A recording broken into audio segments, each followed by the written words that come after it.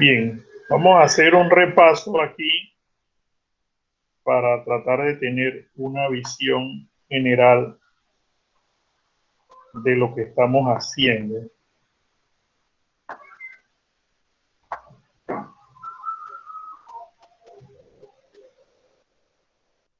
Vamos a hacer un repaso total del procedimiento.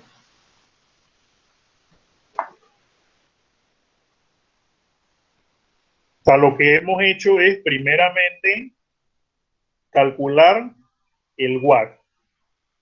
¿Por qué razón? Lo primero que hemos hecho es calcular el WACC. ¿Por qué hemos calculado el WACC primeramente?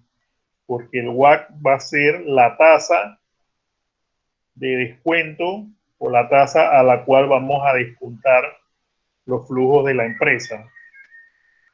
Dentro del procedimiento del WACC está calcular el costo de la deuda y luego el costo del capital.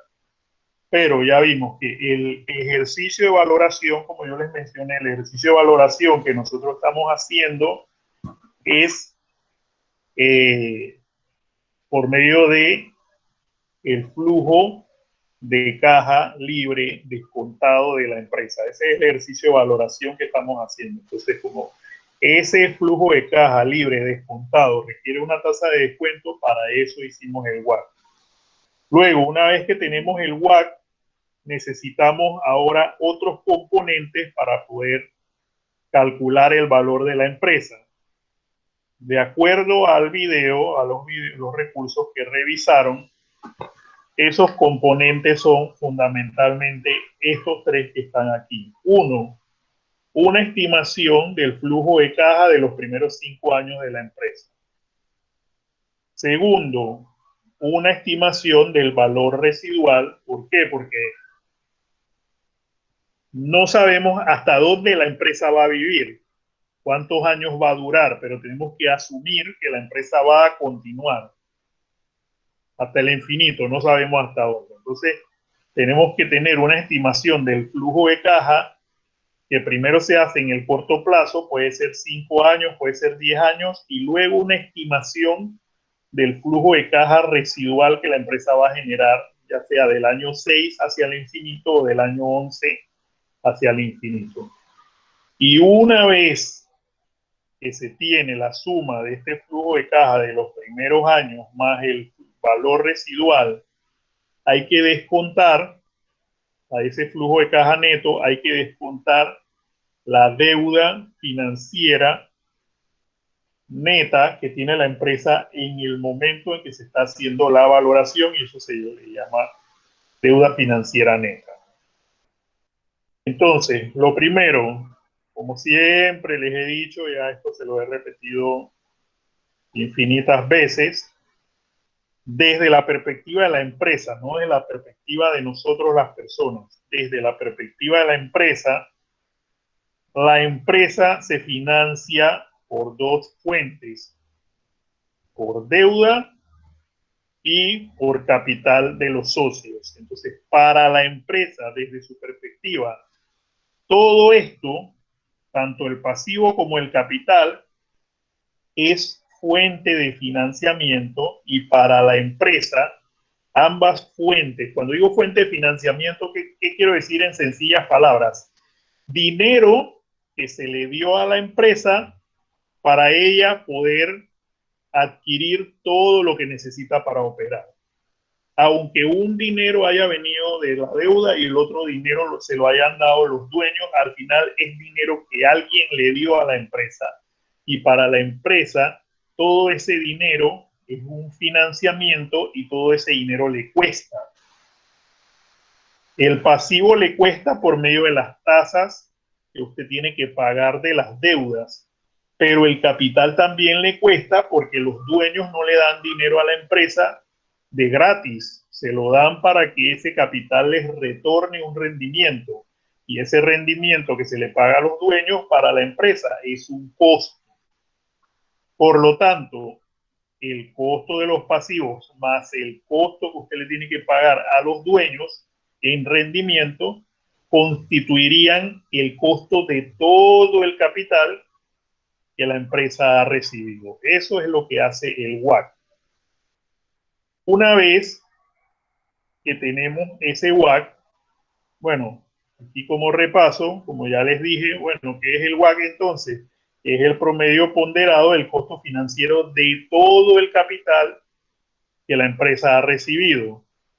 Para obtener lo que tenemos que hacer, primero calcular por separado el costo promedio ponderado de la deuda y luego el costo del capital o el equity, que ya vimos que eso, cómo hay que hacerlo.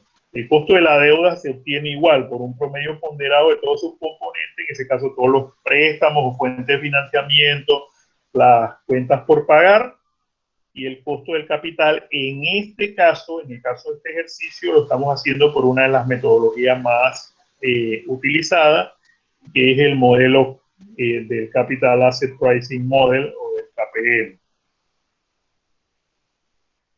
Entonces, una vez que ya tenemos el WACC, como dije, necesitamos tres componentes adicionales. Uno, el flujo de caja. Aquí estoy colocando de los primeros 5 años, pero se acostumbra, puede ser 5 años, puede ser 10 años. En este caso estamos trabajando con 5 años. ¿Cómo estimo ese flujo de caja de los primeros 5 años?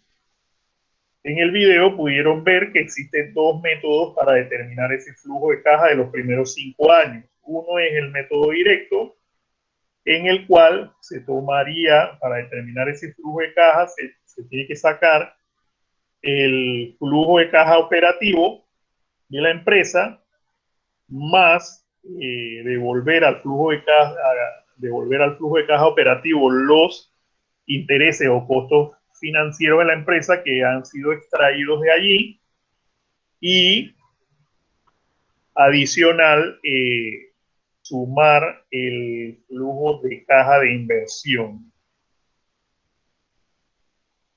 Creo que aquí tengo que verificar, creo que aquí hay un error, creo que aquí es restar. Y en el método indirecto, lo que se suma es el EBIT, sería ganancia antes de intereses e impuestos, más la depreciación y amortización, más el requerimiento del capital de trabajo. Los que dieron finanzas conmigo, que han dado finanzas 1, finanzas 2, hemos hecho un ejercicio con estado financiero que se llama usos y fuentes de fondos, donde analizamos, de acuerdo a las variaciones de las cuentas de activos y pasivos, si la empresa está utilizando fondos o generando fondos. Y también hemos hecho otro ejercicio que es el cálculo del capital de trabajo de la empresa. Este tipo de ejercicios nos dicen a nosotros el requerimiento de efectivo del negocio de un periodo al otro periodo. Entonces, en este método indirecto, tomamos del estado de resultado el EBIT, sumamos la depreciación y amortización. Aquí, de nuevo, creo que hay que extraer el requerimiento de capital de trabajo. Voy a corregir esto una.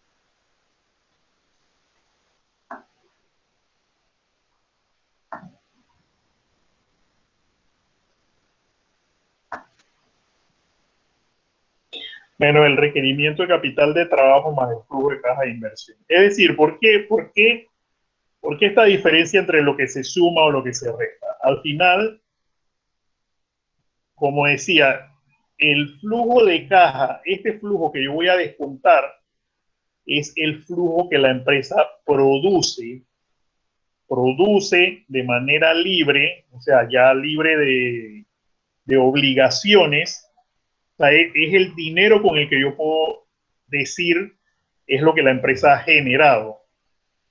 Pero si a ese dinero, por ejemplo, yo no le descuento lo que es el flujo de caja de inversión, que ya es una planificación del negocio, entonces yo estoy sumando dentro del flujo de caja disponible un dinero que está comprometido. Entonces no lo debo sumar allí. Igual aquí, si el negocio tiene un requerimiento de capital, también debería descontarlo de la misma forma. Debería descontarlo. Entonces, haciendo ese análisis del flujo que la empresa ha generado, hablábamos de que en segundo lugar necesito calcular un valor residual, que es el flujo de caja que la empresa va a generar, una estimación del flujo de caja que la empresa va a generar hacia el infinito. Es decir, puede ser, como decía, hay ejercicios en donde se trabaja con 5 años, hay ejercicios donde se trabaja con 10 años.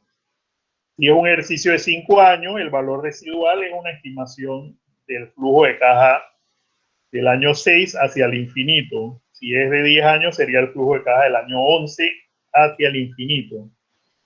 Pero explicaba el video también que para estimar el flujo de caja del año 6, yo necesito partir del flujo de caja del año 5, o si es un ejercicio de 10 años y quiero el flujo de caja del año 11, necesito tener el flujo de caja del año 10.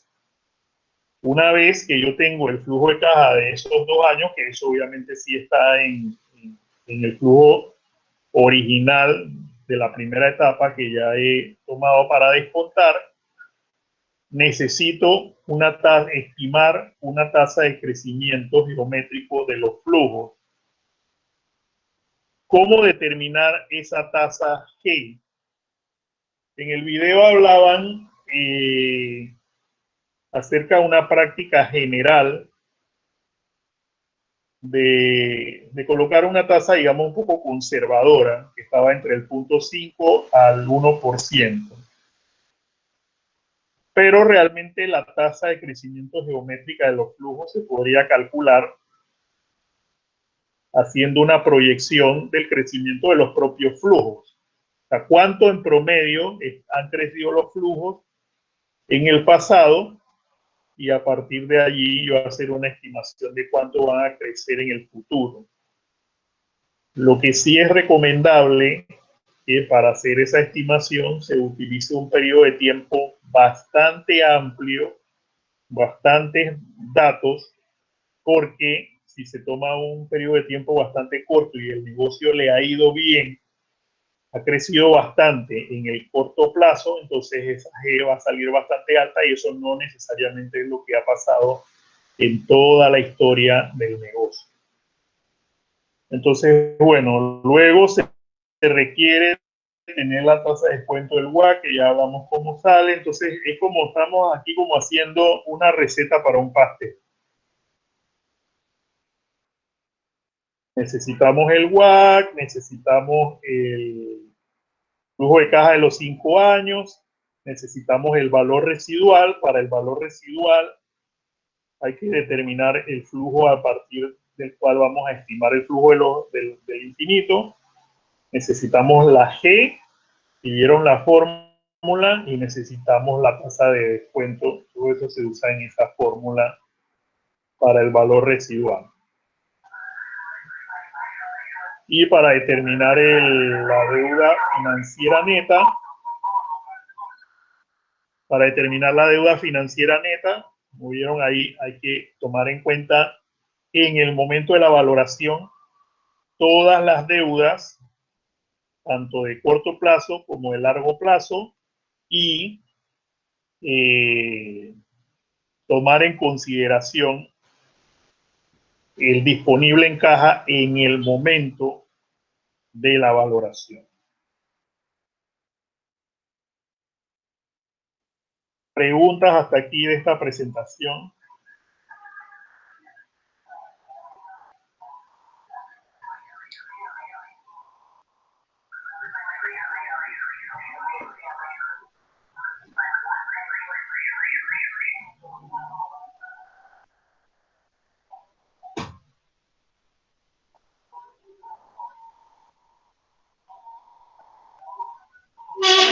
preguntas.